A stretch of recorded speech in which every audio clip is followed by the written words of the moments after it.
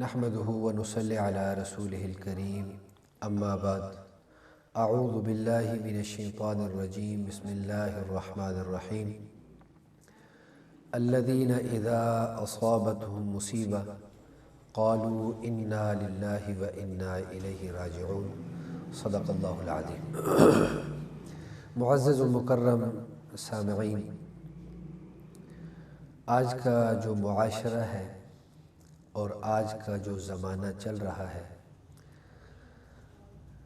بعض لوگوں سے پوچھا جائے تو وہ بے شمار قسم کی پریشانیاں بتاتے ہیں، بے شمار قسم کی مصیبتیں بتاتے ہیں۔ کوئی کہتا ہے جی مجھے مال کی پریشانی ہے، کوئی کہتا ہے میرے کاروبار کے اندر بہت ساری پریشانیاں ہیں، کوئی کہتا ہے مجھے فلاں بیماری لگ گئی ہے۔ تو مختلف قسم کی لوگ مصیبتیں بتاتے ہیں۔ تو اس پر تھوڑی سی وضاحت کروں گا۔ ایک تو یہ بات یاد رکھیے کہ مصیبت ہر کسی پر آتی ہے، پریشانیاں ہر کسی پر آتی ہیں۔ دنیا میں کوئی ایسا آدمی نہیں ہے کہ جس پر کوئی مصیبت یا پریشانی نہ آئی ہو، کیونکہ اللہ تعالیٰ نے 3 جہان بنائے ہیں، ایک جنت ہے، ایک جہنم ہے اور ایک دنیا کا جہان ہے۔ جنت کا جو جہان ہے وہ راحت ہی راحت ہے، وہاں پریشانی نام کی کوئی چیز نہیں ہے، ایسا کوئی معاملہ ہی نہیں ہے جو پریشان کر دے۔ جہنم ہے، وہاں عذاب ہی عذاب ہے، نعمت وہاں بالکل بھی نہیں ہے۔ اور دنیا ہے، دنیا کے اندر یہ اللہ کا نظام ہے کہ آدمی کو کبھی خوش کر دیتے ہیں، کبھی آدمی کو پریشان کر دیتے ہیں، کبھی آدمی پر اللہ تعالیٰ خوشیوں کو بھیج دیتے ہیں، کبھی اللہ تعالیٰ کی طرف سے کوئی امتحان، کوئی مصیبت، کوئی پریشانی آ جاتی ہے۔ تو ایک تو یہ بات کہ آدمی یہ کہے کہ میرے اوپر ہی پریشانی آئی ہے، ایسی بات نہیں ہے۔ ہر کسی پر اللہ تعالیٰ کی طرف سے کوئی نہ کوئی مصیبت، کوئی نہ کوئی پریشانی، کوئی نہ کوئی امتحان آتا رہتا ہے۔ اور دوسری بات کہ مصیبت اور پریشانی کسی آدمی کی وجہ سے نہیں آتی، بلکہ اللہ کی طرف سے آتی ہے، اللہ کی طرف سے آتی ہے۔ کوئی نفع یا نقصان کی مالک جو ذات ہے وہ ایک اللہ کی ذات ہے۔ بیمار ہو جائیں، بیماری بھی اللہ کی طرف سے آتی ہے اور شفا بھی اللہ کی طرف سے ملتی ہے۔ کوئی مصیبت، کوئی پریشانی وہ بھی اللہ کی طرف سے آتی ہے اور مصیبت اور پریشانی اللہ ہی دور کرتے ہیں۔ اس کے علاوہ اب ہمیں حکم کیا ہے کہ ہم پریشانی یا مصیبت کے اندر کیا کریں؟ تو فرمایا الذین اذا اصابتهم مصیبہ قالوا انا للہ وانا الیہ راجعون۔ ایمان والوں کی صفات بیان ہوئی اور فرمایا ایک صفت یہ بیان ہوئی الذین اذا اصابتهم مصیبہ، جب ان کو کوئی مصیبت پہنچتی ہے تو اس پر وہ پڑھتے ہیں انا للہ وانا الیہ راجعون۔ اور مصیبت بعض دفعہ بعض لوگ کسی کو کہتے ہیں جی اس پہ یہ مصیبت آئی ہے، اس کی یہ بدبختی کی علامت ہے۔ تو کسی پر پریشانی، بیماری، مصیبت کا آ جانا یہ بدبختی کی علامت نہیں ہوتی، بلکہ اللہ کی طرف سے آتی ہے اور اللہ اس پر اس کو اجر دینا چاہتے ہیں۔ جیسے حضرت ایوب علیہ السلام، ان پر اللہ کی طرف سے امتحان آیا، بیماری آئی، تو شیطان جب انسانی شکل میں ان کے سامنے آیا تو شیطان کہنے لگا کہ یہ آپ پر اللہ کی طرف سے عذاب ہے۔ تو ایوب علیہ السلام نے فرمایا کہ عذاب نہیں ہے، بلکہ یہ بیماری کا آنا اللہ کی طرف سے نعمت ہے، اللہ کی طرف سے نعمت ہے۔ تو کسی پر مصیبت کا آنا یہ اس کی بدبختی کی علامت نہیں ہوتی، بلکہ مصیبتیں نیک لوگوں پہ بھی آتی ہیں اور فاسق فاجر لوگوں پر بھی آتی ہیں۔ اور اس میں بھی ایک ویسے ہم تو دیکھتے ہیں کہ ہمارا اس میں نقصان ہی نقصان ہے، لیکن ایک اعتبار سے مصیبت کا آنا یہ فائدہ مند بھی ہے، کیونکہ آدمی بعض دفعہ جب آدمی کو ہر وقت نعمتیں ملتی رہیں، اس پر کوئی پریشانی نہ آئے، اس پر کوئی مصیبت نہ آئے، تو بعض دفعہ آدمی نعمتوں میں رہ کر بہت بڑا اللہ کا باغی بن جاتا ہے۔ تو یہ کوئی بیماری آ گئی، کوئی پریشانی آ گئی، کوئی مصیبت آ گئی، تو یہ بھی اللہ کی طرف سے انعام ہے کہ اللہ تعالیٰ چونکہ اپنے بندے کو کامیاب کرنا چاہتے ہیں، اللہ چاہتے ہیں کہ میرے سارے بندے کامیاب ہو جائیں، تو پھر اللہ تعالیٰ اپنی طرف متوجہ کرنے کے لیے بعض دفعہ کوئی پریشانی، کوئی امتحان بھیج دیتے ہیں۔ تو ایک بات، دوسرا، اب پریشانی آ گئی، اب اس پر کیا کرنا کیا چاہیے، شریعت ہمیں کیا کہتی ہے؟ تو فرمایا کہ اس پر صبر کرنا چاہیے، اس پر صبر کرنا چاہیے۔ ان اللہ مع الصابرین، کہ اللہ تعالیٰ کی جو مدد ہے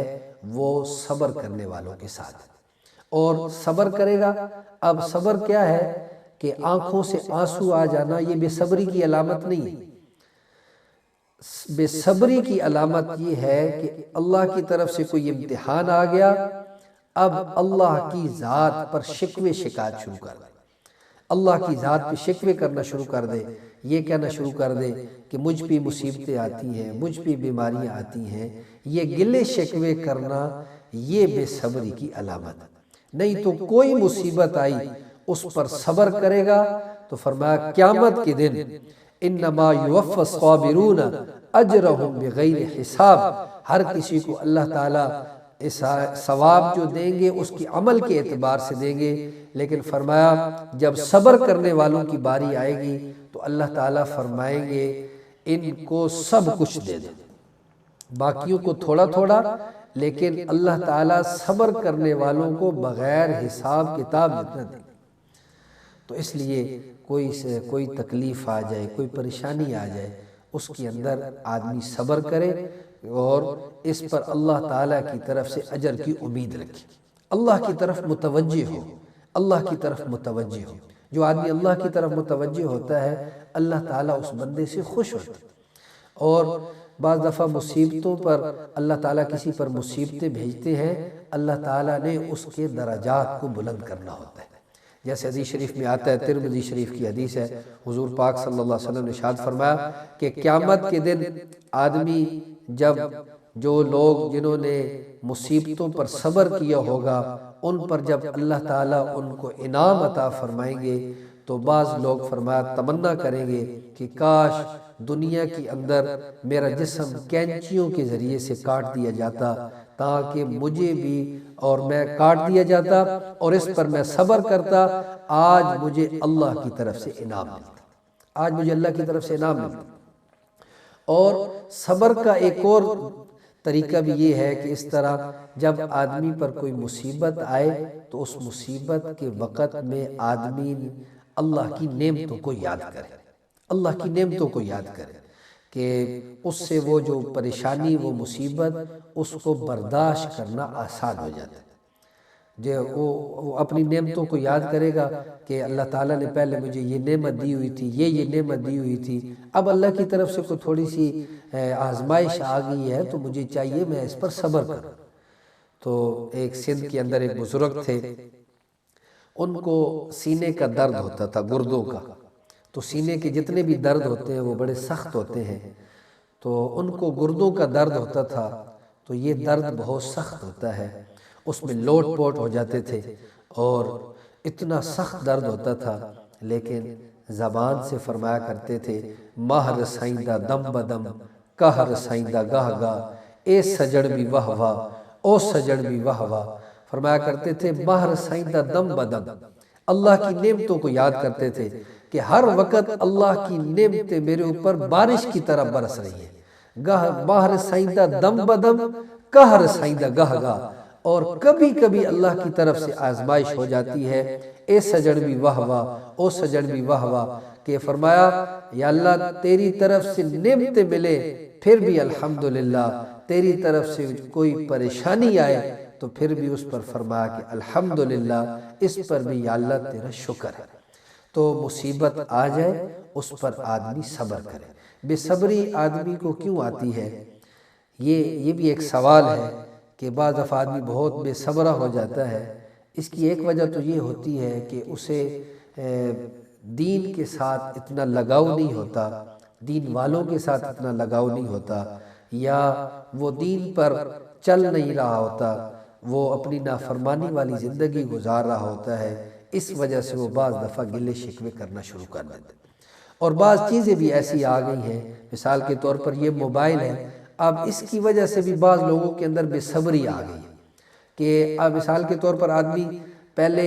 کہیں سے آ رہا ہوتا تھا تو آدمی مطمئن ہوتا تھا کہ وہ پہنچ جائے گا تو بس پتہ چل جائے گا،